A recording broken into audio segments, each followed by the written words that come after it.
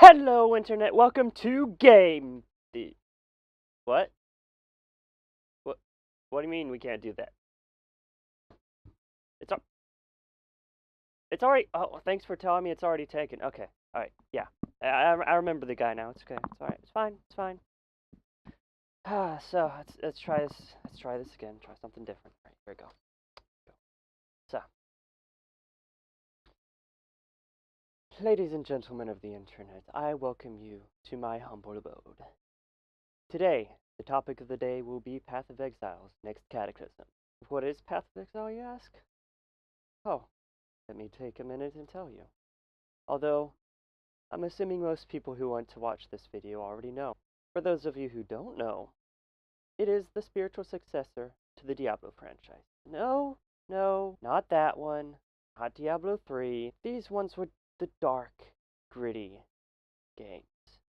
Our story in Path of Exile is, well, about an exile washed up on the shores of a continent called Raycast. You have to find your path through these horrifying, deadly lands filled with undead, hungry animals, monstrosities, and, well, other humans. If you want to boil this game down to its simplest form, you're killing your way through this dark fantasy land to claim redemption, fame, revenge, or simply power. It all depends on which exile you choose. As for what a cataclysm is around here, they're pretty terrifying. The first one wiped out an entire civilization and caused all creatures, human and animal alike, to not stay dead. In other words, it's why the place is overrun with the undead. Thanks, Adziri! Your vanity wrecked an entire continent.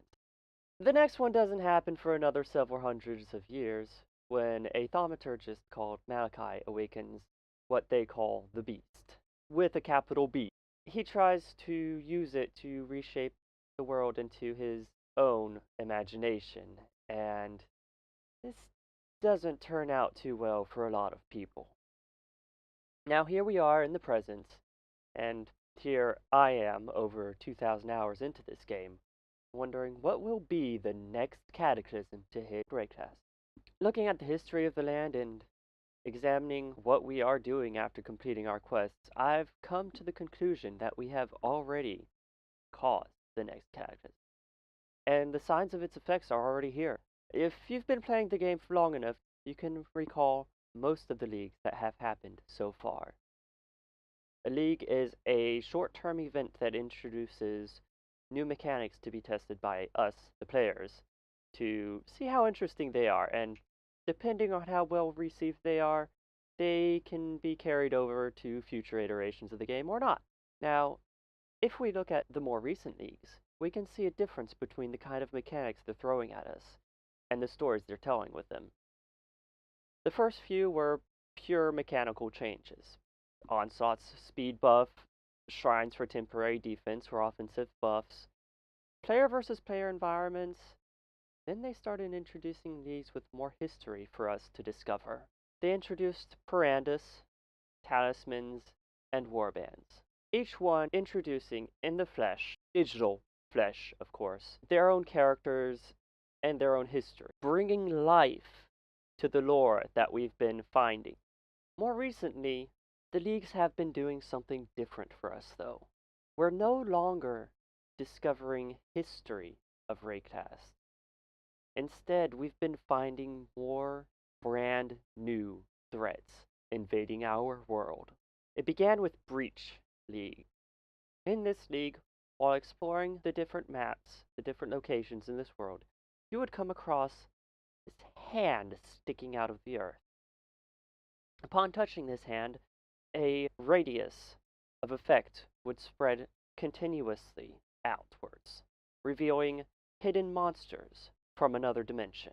Needless to say, these monsters would attack you, but upon completing enough breaches, you would collect a certain amount of shards. Having enough of these shards, you would be able to go directly to this other dimension and fight the Lord within. Another recent one, the Harbinger League, gave us humanoid enemies that would summon more monsters to kill us until they became too weak to continue their summoning. It's once more an example of an otherworldly creature. coming to ours. And now, finally, we have the Abyss League, where we find fissures in the earth, which spew out terrifying monstrosities. Some of these fissures grant us access to an underground world where, once more, we may encounter the Lord of this new realm. Now, as you can see, this is something that is completely different from before. This is no longer just testing raw mechanics. This is no longer reviewing history. This is creating something brand new that no one has seen before. And if it has been here before, it has been lost to the history of humanity, dating back to before any of the recorded history of our land of Raycast. Now, if you're a fan of sci-fi, you might be able to make a guess as to what's bringing all these threats to us. In most stories that have interdimensional beings or beings from other worlds attracted to our own, they use the same reason for them to even notice our planet, much less care to invade it. Yes, that's right. Portals. No. Could you please get that reference out of your head, please? We're not talking about portal. We're talking about portals. The portals that we're talking about are these right here. Or these. Actually, this looks like another good one. They've been feeding us quite a good variety of different portal skins. But, sorry. Back to the story at hand. From the very beginning of the game, you are using teleportation devices to travel from the wilderness back to the towns and safe zones. Some of them will be through waypoints, these circles which you activate and can allow you to travel back to any other waypoint you've already activated before. These have seemingly been around since ancient times, and probably the safest form of teleportation. Another means of teleporting back would be through portal scrolls. These only have one return point, which is the last town you had visited. And finally, the very last form of teleportation is one that we used for exploration. At the very end of the game, after you defeated the final boss, you meet Zana, daughter of a scientist who had been working on what is known simply as the map device, an experimental, magical, and scientific creation which allows the user to travel to known coordinates around the world.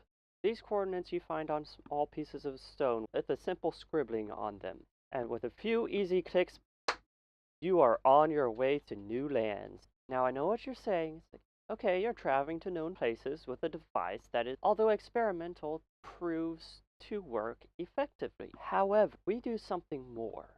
With a few simple clicks, we reshape the very land that we travel to, adding new monsters, weakening ourselves, strengthening the monsters of the land, even corrupting the boss that resides there. We are not simply going on exploration expeditions. We are altering space and time itself, and any sci-fi fan out there will know that this attracts all kinds of interdimensional creatures. Just like in Stranger Things, when Eleven, looking through space and time, discovers creatures of another dimension and tears open a portal to the Upside Down. We are playing with the fabric of our world, and we have already drawn the attention of many terrifying creatures.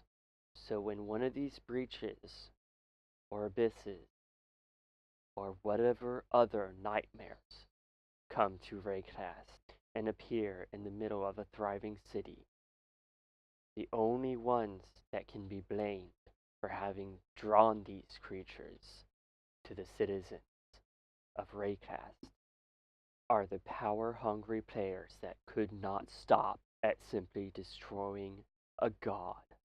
Congratulations, your desires for power have brought the same disaster upon the world as at Ziri and Malachi. But hey, that's just my opinion, and I'd like to thank you for listening to it. My name is Ferens. May your maps be ever merciful, exiles.